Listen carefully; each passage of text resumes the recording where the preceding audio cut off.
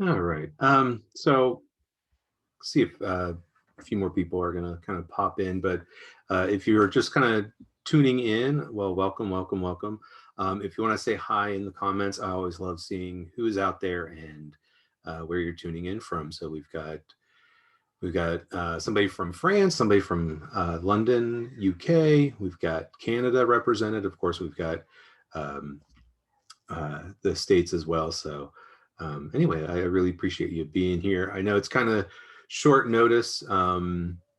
As I said in an earlier Facebook post and also to a newsletter that I sent out, is that I'm really bad about promoting myself and kind of getting myself out there. So um, yeah, I'm just really not that great. And the thing is, like, I had been planning this for a while, but I just like never really got it all together to be able to be like, okay, now I'm gonna be live streaming throughout May at this time every weekday. So really, what kind of sparked this was a little journal that, if you tuned in early, maybe you saw the shot of my desktop here. But it was this little journal right here. So this is brand new, still in the package. I've had this thing for probably well over a year, if not longer, maybe 2 years by now. I think I bought it out in Portland, Oregon at the last Art and Soul that I went to out there. I could be wrong. I could have ordered it online, but I've had it for probably a year or two, and I got it because it was just a real small journal, and also it has a really nice paper. So this is a Stillman and Birn um, journal, and they have different series, and so there's different paper. Some paper is white, some paper is more ivory, some is smooth, some of it has more of a vellum surface, and then they also have a heavyweight versus kind of a regular weight, and this is their heavyweight. So this is a 3.5 by 5.5 inch journal, has 26 sheets, so 52 pages, and it's the heavyweight. So this is, let's see, does it have the weight on it? Yeah, 270 grams per square meter, which that's a good indicator. If you're ever wondering about the true weight of paper, look at the grams per square meter. It'll give you it's more accurate than the poundage. um, so anyway, this is a nice heavy duty paper. I haven't used it before. I've used Stillman and Birn, but I've always used their thinner paper. So I'm kind of excited to use the thicker paper. So I had this little journal and I'm like, what am I going to do with it? And so I started developing a workshop for later in May. So this kind of builds into it. I'm doing a small journal mini, or a small book mini journals and zines class that starts later in May. And I was going to use this little book for that, but then I thought, well, why don't we make the books for that class? So we're actually I'm going to just show a real simple way to make a very simple book in that class. So I thought, well, okay, I'm going to have this little book. What can I do with it? And I really wanted to do something. So I thought, well, okay, I've been meaning to do more live streaming. I've been trying to do a weekly live stream on Wednesdays, but then I thought, hey, why don't I go ahead and try to do this? So my plan is to come here every day at 3 p.m. Eastern Daylight Time, and just work in this little journal for about 40 minutes to an hour or something like that. So kind of wrap up around 4 o'clock or so. And I just invite you to kind of come and work as well. So you can kind of, if you wanted to, you can kind of follow along and sort of kind of use what I do as inspiration, or maybe you do something totally different. Maybe you're just like, oh, I just want to show up and watch. And so whatever. And this is recorded, so it's recorded here on Facebook. I'm also recording it. I'm going to pop it into YouTube after I'm done today. So anyway, so that's kind of where this started. So when I think about these little books, I mean, they're a different experience than my normal. So I pulled up, this is my current big book. This is an 11 by 14-inch book, and it's big. It takes up a lot of space, and that's my visual journal. And I really see that as a visual journal. I may have talked about the difference. I really feel like a visual journal is more of a document. I'm not trying to create artwork on every page. But when I look at this little book, this is a little bit different. I feel like Yeah, it's still a visual journal. I'm still going to kind of reflect on things, but it's not going to be so much about a documentation of sort of, you know, my thoughts and everyday life and things that I'm going through. But I was really thinking like maybe I can have a theme for this. And so if you actually saw the title of this video, I'm calling this the Emergence Journal. And if you tuned in for my free workshop that I did back in April or end of March, um, the notion of emergence came out in some of the artwork that I was making. And I just really like that as a theme. And I want to really kind of dig into that. So that's the thing is like a little book is different. It's just a different experience. It's more intimate. And then my intention behind it is different. So it's not about documenting everything and throwing everything in there. It's really about kind of maybe reflecting on a certain theme. So that's what I'm going to be doing is kind of reflecting on a certain theme, but then also really kind of thinking about uh, like, where is this going to lead? So kind of, this is going to be more of a work of art. It's going to be more of an art journal than a visual journal, but the techniques that I'm going to use are very similar, similar to the ones that I use in my big book, but just sort of apply it to a different space. So if you have a small journal, or, you know, actually, if you kind of have a different size journal than you normally work in, I find that a lot of artists, a lot of journalers have like a certain size that they really like. And it's always great to like push yourself out of that comfort zone. So anyway, so that's what I'm going to be doing. I'm going to be working in this. And I just have this vague notion of emergence as my theme that I want to work with. I have no idea where this is going to go. I have not tried to visualize or envision anything about this. I just kind of want to work in it and see where it goes and see where the ideas take me. So where does this notion of emergence kind of take me, and where is it going to go, and what other things are going to kind of come up from it? So anyway, if you have any comments, a lot of people have said hi in the comments, but if you have any comments or questions, feel free to pop them in there. And I'm just going to kind of start this. Today is all about starting, just kind of easing into it. And I do that in a very similar way as I do a regular journal. So this is going to seem very familiar if you've taken classes, or if you have tuned into some of my other live stream. But what I find is that it's not about always trying to do new and different things. It's about, you know, what can you do with the things that you already know how to do, and how can you push yourself forward or do things that are a little bit different. So anyway, that's kind of what I am thinking about with this. So let me go ahead and switch this over, and we'll go ahead and get started in this book. Okay.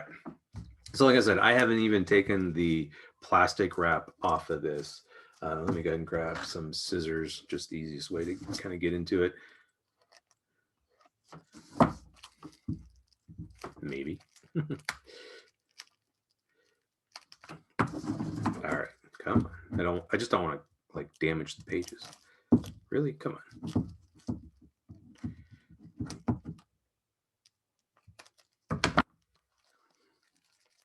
It shouldn't be that hard to get into it. There we go. Okay, so this is a little soft cover book. I don't think they make a hardbound that's this small, but this is a soft cover. And what I like about the Stillman and Birn in most books is that, you know, they usually have the label. So I always keep these and glue them into my big book. And so then that way I know, like, okay, that's what I use. Because like I said, Stillman and Birn, they have all kind of series. There's a alpha, beta, epsilon, delta series. So they have like 5 or 6 different series. And this is their Zeta series, and it's a mixed media. It says dry and wet media, watercolor ink. So that's going to be perfect for my mixed media stuff I'm going to do. And like I said, it's extra heavyweight. And I've never, like I said, never really used this. So it's going to be really interesting to kind of see. So it's like real thick, heavy, card-like. Yeah, so like even the front of this is that mixed media. So I can just start right from the front cover and work all the way through. So anyway, so I've got my journal, and I've got some paint. So I'm using the Derwent Inktense travel paint sets. I bought 2 of them. They have 2 different sets, a palette 1 and a palette 2. And they even have a bigger palette that has, these have 24 or 12 each, so it's 24. So the big set has 24. Since I had the original one, I bought the second one. And what I did was they didn't have a violet in this, so I was able to buy replacements. So you can buy replacements. Some of my paint's getting a little bit used up, so I can buy replacements for those. So right off the bat, I'm gonna kind of change up the way I work, and I want to get color down, but I think what I really want to kind of think about is possibly having the work kind of flow from one page to another and not be just like, okay, here's a spread, here's a totally different spread, here's a different spread. I'm really thinking about how things could link together and like wrap around the page in some way. So I have that. I've got my water over here out of frame, and I've got a variety of brushes, and I don't have too big of ones. So I could probably get a big brush and just, take a couple of seconds and paint this. But I've got some fairly small ones. Actually, a couple of them I might just kind of get rid of because they're about the same size as the others. So I have a flat, actually, I don't know if this is a flat or a bright. It's a shader. And we've got number 6 round, and then this is a number 4 round. So just some different ones. So I think I'm really kind of going to allow the paint just to kind of go over. I do have a hair dryer standing by if I want to dry something, but so for right now, I'm just going to kind of get some paint down, like you may have seen me before, kind of the way I typically kind of start out. But I'm trying to think, like, what do I want to start with? And for some reason, I'm just kind of attracted to this magenta, this fuchsia color. And I just want to get some paint down. Like I said, I've never used this type of paper, this specific journal. So I really don't know how the paper's going to react. But right now, it looks like it's like spreading pretty well. But I have used their other journals with thinner paper. So I've used both their smooth and then their vellum surfaced ones. I forget which series they are. I think it's the Alpha series and the Epsilon series. So this is wet, but I really don't care. The paper is nice and thick, so I can go ahead and paint on the other side. Sometimes what will happen is you get some interesting things that happen from the interaction of that paint. So I have that magenta, that fuchsia color. So I'm going to pick that up and I'm going to continue with it. So then that way, it's fuchsia, you turn it, oh, there's more fuchsia. It starts to kind of, it's like a story that continues to the next page. But now maybe is whenever I want to change it up, kind of feeling like maybe some of this violet, this purple, get that blended in there. And I'm not worrying about filling up the whole space. I'm not worrying about being real neat and real careful. I'm going to end up doing more on top of this. So it doesn't matter how neat it is right now. But I like to have it a little bit of variety. So I don't want to have just like a single solid color that's very flat and very even. I want it to be a little different. So now I am noticing, I don't know if you can see it on the video, but there are little dark marks.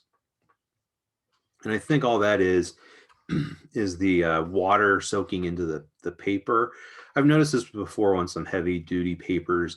You get these little kind of spots, and all it is the water kind of soaking in, and just typically paper has a sizing on it, a coating that sort of keeps the water from soaking in right away. But I just feel like that's all that is just like where the sizing maybe kind of wore off real quick, or just the water is soaking through the sizing, getting into the paper, and I'm feeling it, and it's not moving. So it's just a little bit of little dark spots. Like I said, never used this paper before, but it kind of happens after I paint and the water has time to soak in. So I'm just kind of assuming that.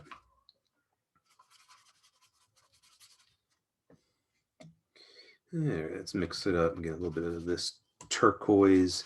Actually, I think it's called sea blue, one of my favorite blues from the Inktense line. So since this is Inktense paints, the colors all have the same name as the Inktense pencil, and so there is a they look the same, you know. So the sea blue here, if I use the pencil later, it's going to have that same kind of it's going to be the same kind of blue.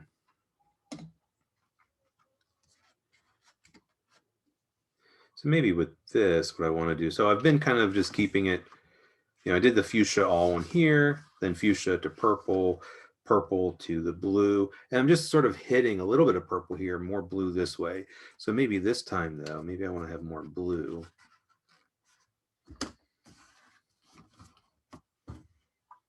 More of this sea blue.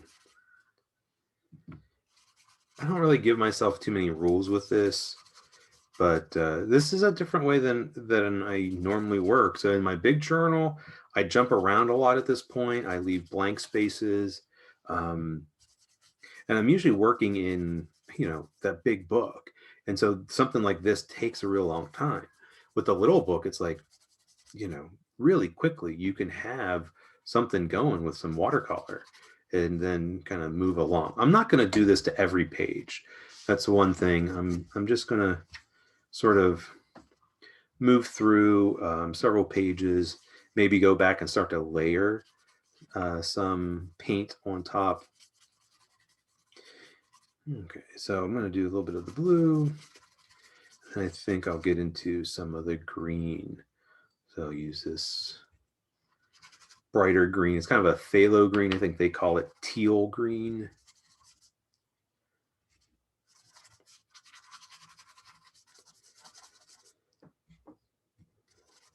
And then maybe some of this yellow green. And that's kind of bright.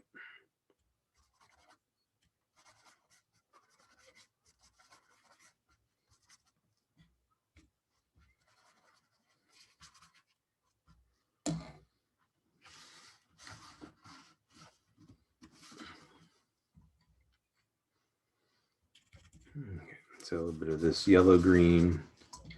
And then this is a yellowish, it's kind of a greenish yellow. It's a little bit more yellow. I think they call it sherbet lemon. It's a cool yellow is what it is. Kind of has a bit of a green tinge to it, but that works really well into getting into the yellow, which this is sun yellow now. I think that's what it's called. That's pretty bright.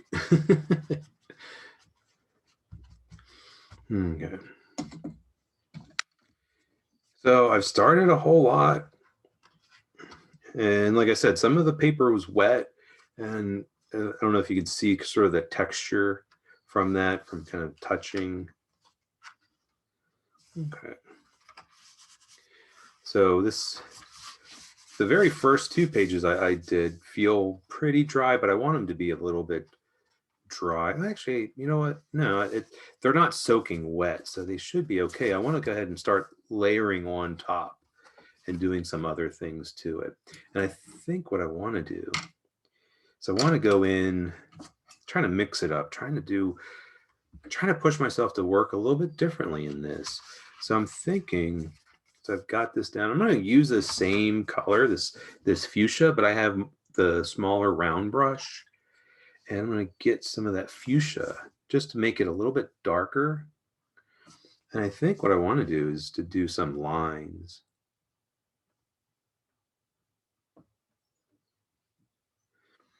And then just to pull some lines down. One thing is that as I drag it down, it lightens up. So if I want it to be a little bit more even, I can start from the bottom and work on top.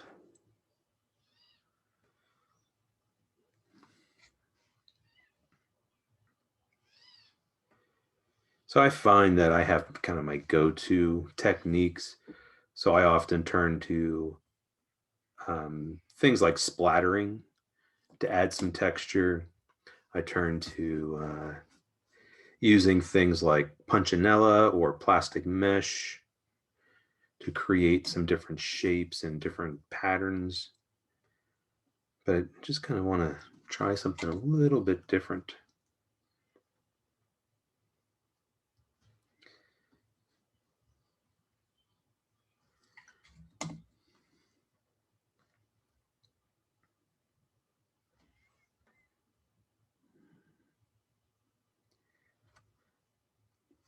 So like I was saying at the beginning, I have this theme of emergence that I want to work with, but I don't know how I'm going to work with it.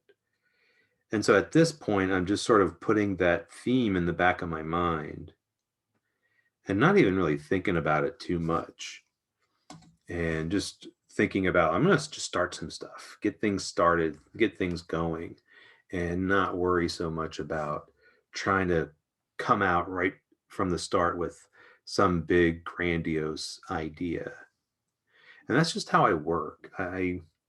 Even if I have something in mind, I usually want to play around. I want things to kind of emerge to as I work. All right, so as that changes, let's go ahead and change the color.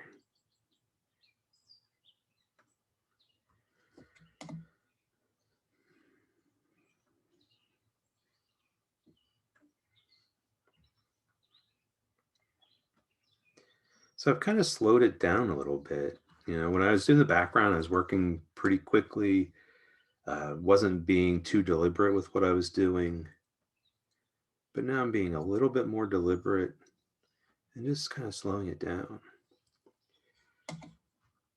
Actually, I think what I'm going to do is I've got the line. So I'm kind of making that transition. So thinking about this, you know, I've got the stripes and then stripes and then stripes and then, oh, things are going to change. So what if all of a sudden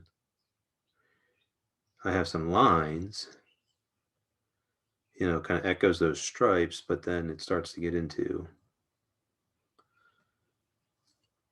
some other sort of textures.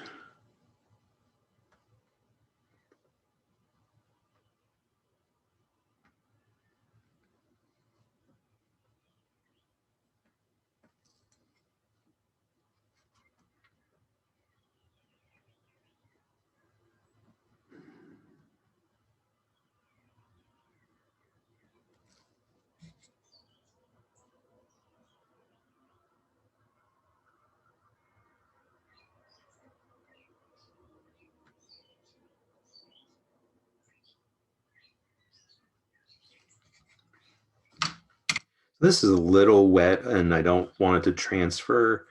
So one of the things I do is I try to like maybe just hold my finger in between the pages and hold them apart. Um, but if it's really wet, then the paint could run. So that's why I like having a hair dryer. So okay, I'm gonna go ahead and mute this. Hopefully I'll remember to unmute it, which sometimes I don't. So we'll see.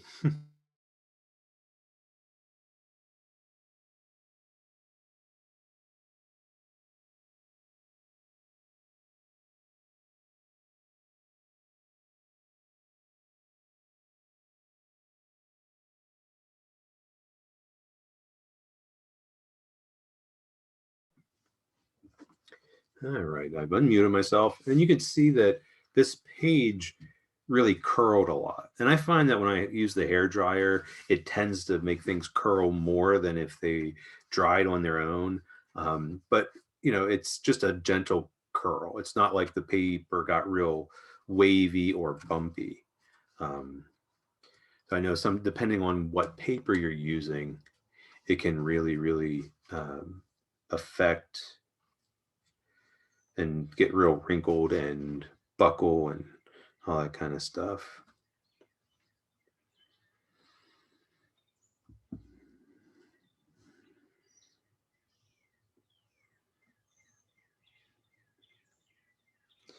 So again, just trying to play around with a little bit of texture, just Nothing too wild and crazy yet, I guess.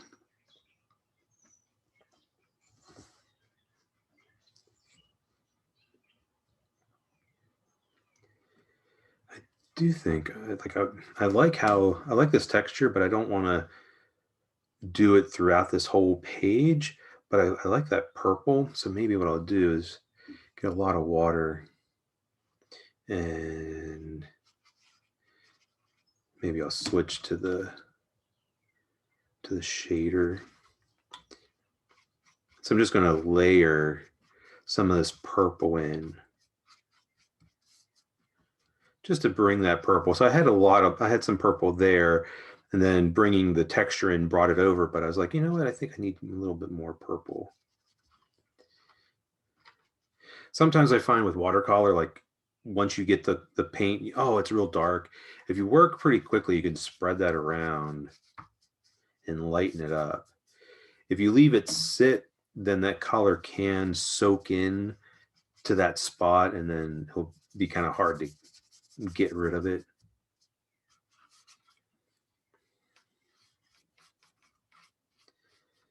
Just putting some water over top of that texture just to soften it a little bit.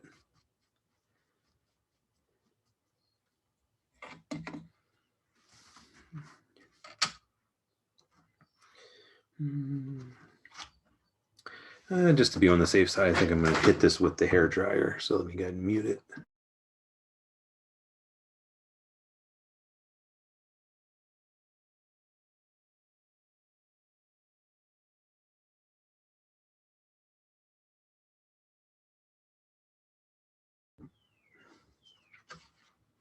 So I didn't dry it completely. I wanted to get kind of the puddles of water out of there.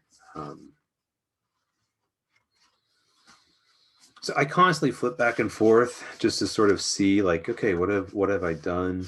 So I've got the stripes. Okay, it changes into the texture. The texture changes into just some purple. Then that can change into something. Maybe I want to just leave this alone for right now. So maybe I'll skip this and go to here. And I really like how this page was wet when the pages were closed, and it's really sort of transferred. So a lot of this yellowish green and stuff that I put on there ended up over here, which is kind of interesting. So, oh, I know it. What I'm going to do is I'm going to just bring a little bit. I like how there's a little bit of green right here. And I think what I'm going to do is pick a little bit of that green up and then just come right over and sort of line it up. And I think with this, I'm using that shader, that rectangular brush. I think I'm just going to kind of let that dance. And so if I touch it, but then sort of tilt it and just sort of let it bounce around, get sort of a leafy kind of effect with it. Why not? I'm not trying to paint a picture, even though it could be, read this as the sky, and then this could be some kind of plant or tree or something. But I'm going to rinse my brush, and I think I just want to soften some of the shapes. Not all of them.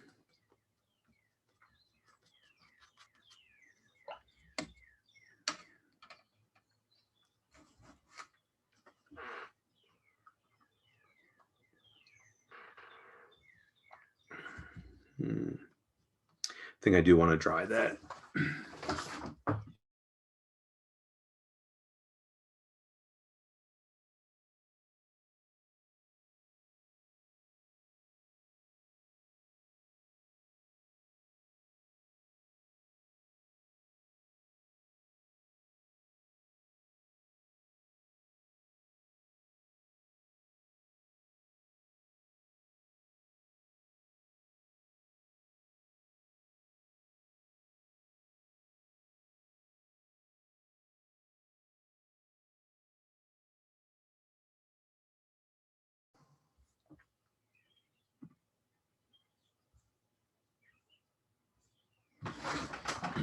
Okay. Okay, so yeah, just something a little different. I like this. I'm just going to kind of leave that for now.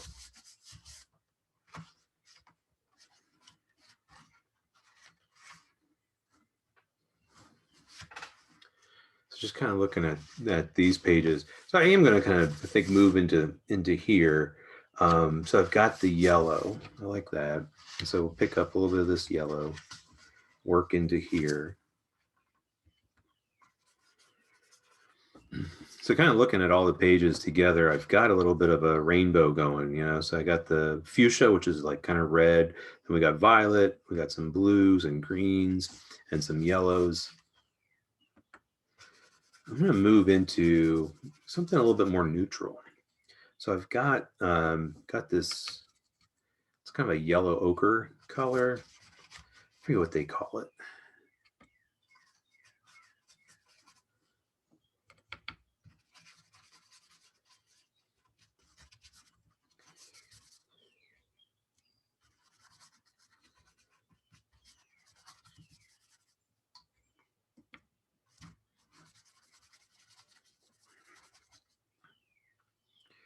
And then there's a brown right next to it. So kind of move into some browns.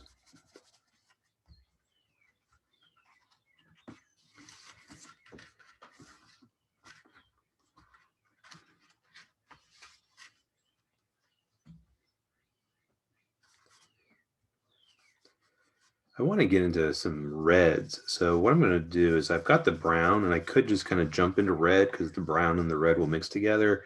But I have a color here called red oxide. So it's kind of a reddish brown color.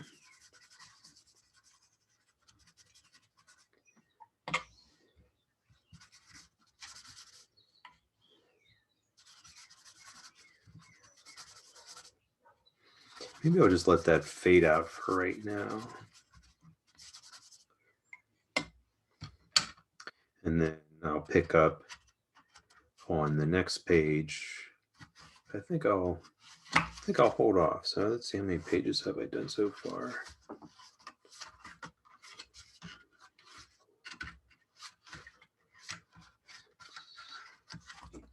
So I have 8 spreads, so that's basically 16 pages. So it might be about a quarter of the way through, maybe a little less than that.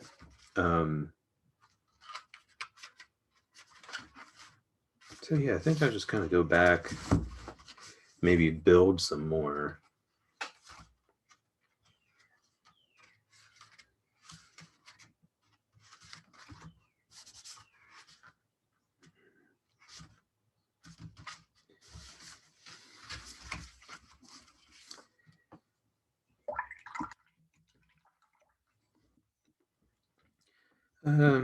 I can't help but go back and maybe do some of the things that I typically do. So I've got this shader, and I'm going to pick up I think this is called dusky purple or dusky violet. It's kind of it's a violet color, a little bit darker than this fuchsia, not as bright as that violet that I've already used.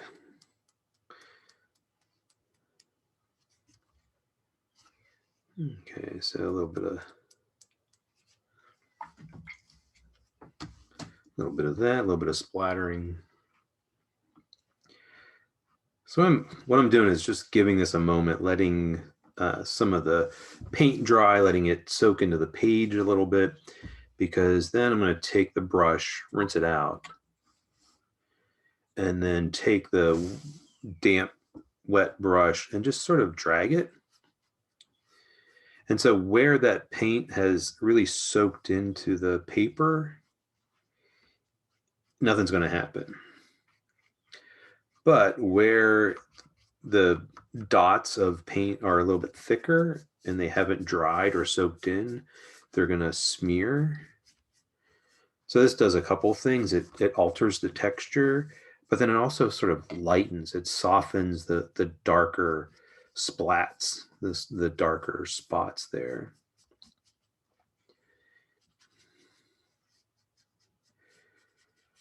Now the Inktense paint, it's a little bit different than watercolor. It's not, even though I use it just like watercolor, technically it's not.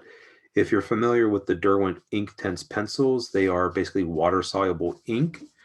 And so the thing that Derwent claims is that when they dry, they're permanent.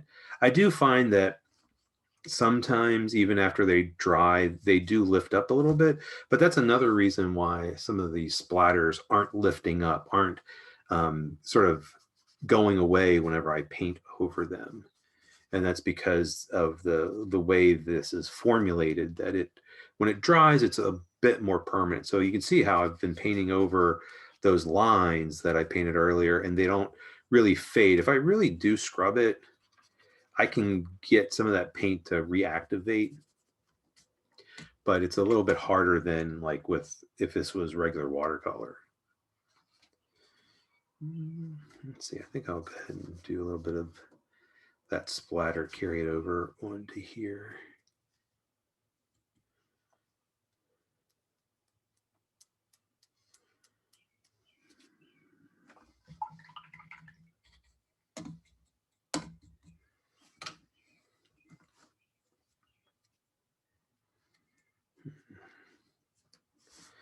I was just thinking, so I've got some vertical lines and even my textures are vertical, but the color kind of carries over from one page to another. And I started thinking like, well, maybe I want to do some kind of line. And I'm like, do I want to do that with paint, or do I want to do that with, I think I want to do that maybe with a pencil, just so that it's not too obvious so far. So I think what I'm going to do is I want to dry this. I'm going to draw with a regular pencil, regular graphite pencil, and some of the pages are too wet and the pencil will either tear into the page or really indent the page, won't draw very easily. So I think yeah, so I think I'm going to dry it, just go through, hit every page with the dryer, and then I can use the regular graphite on there. So anyway, and hit mute.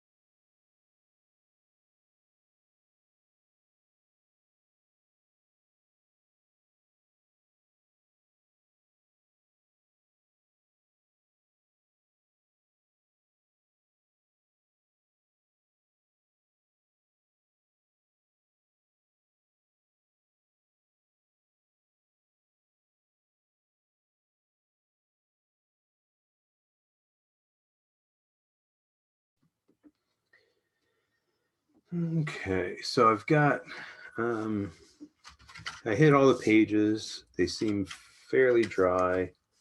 And then I'm going to just take a regular graphite pencil. This is just a standard #2 pencil that you might be used to, like from when you were in school.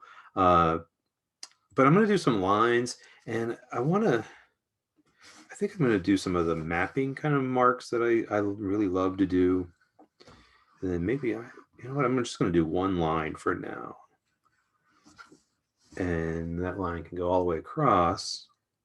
But when I get over to here, what I'm going to do is I want to make sure that that line picks up on the other side. Okay.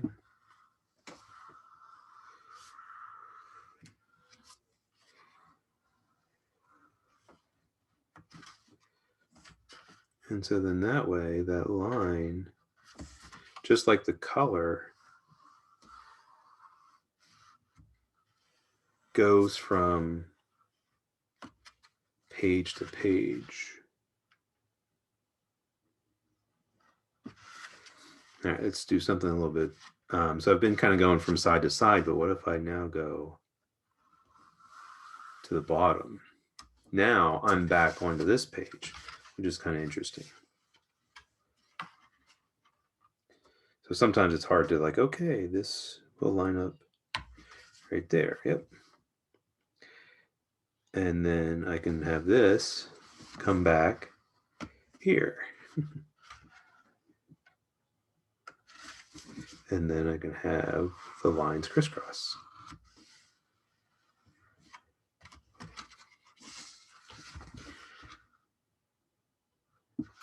So I typically don't do this too much in my big journal, my everyday journal, my big visual journal, because the purpose is different. I mean, there might be some connection from page to page. Maybe I'll wrap things around. But typically, whenever you look through my big journal, it really is sort of like all these separate pages. But I think like the little journals especially give you this opportunity to do something different and to really create more of a visual narrative and thinking about how one page relates to another.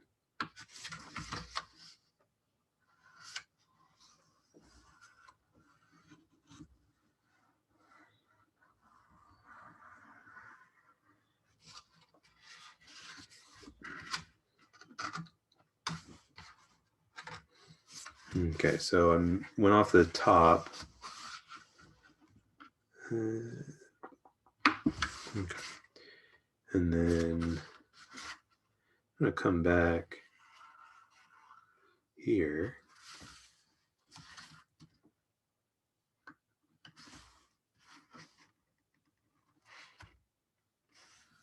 Have it come down and around.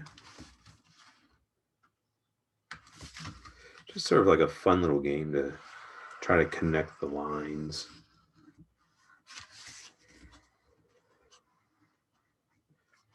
And so now I'm into some blank pages, but I'm going to go ahead and continue that. I'm not going to do it through the whole thing, at least not yet. Maybe as I work, that line kind of continues. But I think what I'll do is I'll just kind of bring it over here. And so what that does, it gives me, okay, now this little spread has this line on it, has something that can kind of work and I can go off of. But anyway, so I just kind of wanted to get started, start building up a few layers, especially kind of more in the front. And so as I go through, it's sort of less layers, not as much going on, until I finally get into the just plain line. And then of course, even that line disappears. So that gives me a little bit more than half of the book that's still blank. And I've worked into probably about a third of the book. It's really interesting how the dryer made those pages twist and curl. But what I can do is I can set something heavy on top of this and sort of it'll flatten out or just turn it over. Yeah, I think if I put something heavy on it. But I'm going to glue a lot more into it. So it's going to get thicker. The binding might break, but we'll see. So, I mean, this is just sort of the beginning. And so I'm really kind of anxious to see where this is going to go. So anyway, well, that's kind of, I'm going to wrap it up there. So yeah, anyway, it's just sort of just diving in and getting something started and not worrying about like spending a lot of time on things, but at first I wasn't super deliberate other than sort of how the colors transition and sort of wrapping the color from one page to another and just thinking about that a little bit differently. Because like I said, I think oftentimes when we do visual journals or art journals, we kind of just think about the 2-page spread and it's like every 2-page spread is its own sort of separate entity. And so kind of approaching, I don't know, it's just for some reason with little books, it's just a lot easier for me to think about that as as sort of a continuing visual narrative. And if you think about, if you sit down and read a book, or you're reading a story, the story, it's not like every 2 pages is a separate story. The story goes to the bottom, and then you flip the page, and it starts at the top again. And it's all one story.